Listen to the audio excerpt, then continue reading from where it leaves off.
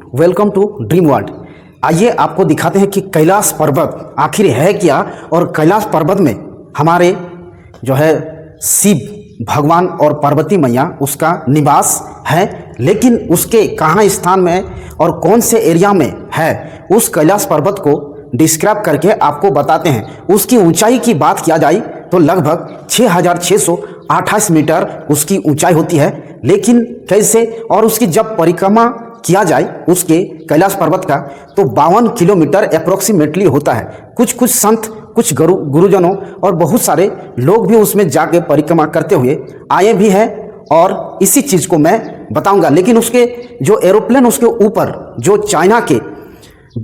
China के आपके वो सरकार होते हैं, यहाँ पे एरोप्लेन उड़ाने के लिए नहीं बोला गया क्योंकि इसके ऊपर में उड़ाने के लिए नहीं दिया जाता है। जय हिंद, वंदे मातरम। देखिए, सबसे पहले बताऊंगा कि कैलाश पर्वत आपका, क्योंकि ये हमारे कैलाश पर्वत जो है ये शिव और पार्वती मैया का दिव्य स्थान है यहीं पे।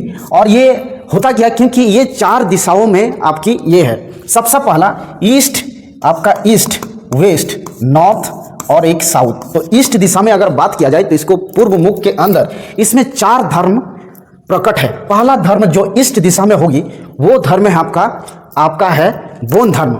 ईस्ट दिशा में कौन सी धर्म है? बौद्ध धर्म। और उसके बाद दक्षिण दिशा की अगर बात किया जाए तो आपका हिंदू धर्म होते हैं। उसके बाद जब पश्चिम दिशा की बात किया जाए तो ये जैन धर्म होते हैं और उत्तर दिशा में आपका बौद्ध धर्म होते हैं। लेकिन इस चीज़ों को मैं जानूंगा बारी बारी से। इसकी राउंडिंग अगर किया जाए कैलाश पर्वत की परिक्रमा करते हुए तो इसको 52 किलोमीटर अप्रोक्सीमेटली आपको इसमें होता है। इसके नीचे में एक झील है जिस झील का नाम है मान सरोवर। क्या नाम है इस झील का? मान सरोवर। और इसके 4 महान नदियों जो होगा, ये नदी का सबसे पहला नदी का नाम है सिंधु नदी, सेकंड नदी का नाम है सतलज नदी और थर्ड नदी का नाम है ब्रह्मपुत्र नदी और फोर्थ नदी का नाम है कर्णनाली नदी। लेकिन कैलाश पर्वत की यही राज, क्योंकि बहुत सारे देवी देवता इसका एक जब जैन धर्म की बात किया जाए तो ये इसी का ये ब्रह्मांड की ये सेंटर है। इस सेंटर के द्वारा जब आप देखे होंगे इस चीजों में, देखिए इसका परिक्रमा करने के बाद जब ये जम वाला द्वार है और इधर जो आता हुआ इसका बोला जाता है मान सरोवर झील,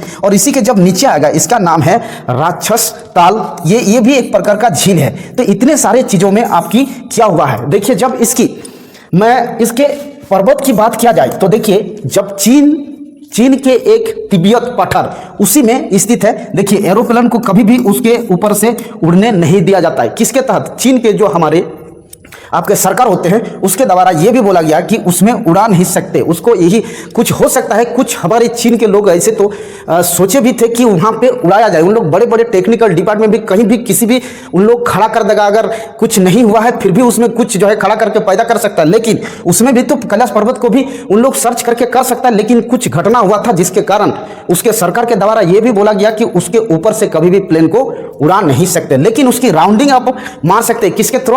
हेलीकॉप्टर के थ्रू इसमें राउंडिंग मार सकते हैं। देखिए, नदी का नाम मैंने बोल दिया और उसको बोलने के बाद आखिर की इसमें कैसे जो है गुजरती है और कैसे बहती है। तो देखिए, सबसे पहले जो हमने सिंधु नदी का नाम किया तो देखिए इस चीज़ों में आपको दिखने की जो ये अगर साइड की अगर बात किया जाए तो आपका ईस्ट तरफ जो आपका जैन धर्म है, और जैन धर्म आपका क्या होता है? आपका ब्रह्मांड का ये सेंटर है। अब उसको देखिए, जब आपका ब्रह्मपुत्र नदी का नाम करेंगे तो ये आपको राइट साइड में दिखेगी, लेकिन ये ईस्ट की तरफ आपको जो है स्थित है। और ये उस धर्म में स्थित होती है जो आपका बौद्ध धर्म में ये स्थित है। उसके नीचे में अगर आए तो ये कर्णाली नदी है जो इस तरह से बहती है। उसके बाद एक लास्ट जो आपकी नदी है उस नदी का नाम है आपका सतलुज नदी। तो इन चारों नदी का मैंने पहले भी बोला, और इसकी ऊंचाई तो मैंने बोल दिया कि 6628 मीटर है। और इसकी जो आपका फीट की बात किया जाए तो 21,778 ये फीट है। कितना फीट है? और यही जो है तिब्बत पठार में स्थित है जो चीन के अंदर आते हैं। तो इस तरह से आपको चारों धर्म जो हिंदू, बौद्ध और जैन और बौद्ध धर्म जो इसमें स्थित है। इसके नज़र में आप देखे होंगे जो हमारे शिव और पार्वती मैया का स्थान है तो दिव्य बहुत सारे हमारे देवोगण और देवी देवताओं यहाँ पे आते हैं, और उसका जो हम उस दुनिया के नज़र में नहीं देख सकते हैं। जो इंसान भक्तियों के और रहेगा प्रकट वही इंसान उसके दुनिया में देख सकते हैं। जो चारों फेस मैंने बता दिया, तो ये आपका वेस्ट फेस है, आपका नॉर्थ फेस और ईस्ट फेस, और ये साउथ फेस, और यही का जो इसके अंदर वाला जो परिक्रमा करते हैं तो इसका जो है 52 किलोमीटर आपका है। लेकिन ये जो आपका ओंग है, इस ओंग से हमें 4 चीज़ें मिलती है। एक धर्म, दूसरा कर्म, तीसरा हो गया समराता, चौथा हो गया आपको वेद। लेकिन इसके अंदर से बहुत सारे आपको कुछ ऐसे भी इसी के अंदर में ही जो आते हैं, एक वेद, उसके बाद आपका उपनिषद, फिर आपका हो गया रामायण, फिर आपका महाभारत, और बहुत सारे चीज़ों में इन चीज़ों को आते होंगे। जो धर्म का रास्ता होगा वो सीधे होगा, लेकिन बहुत सारे कष्ट भी होते हैं। लेकिन कुकर्म का रास्ता जो अधर्म वाली बात होती है, भले तो जल्दी में ही कुछ सफलता मिल जाए, लेकिन उसमें बाद में दिक्कत भी होती है।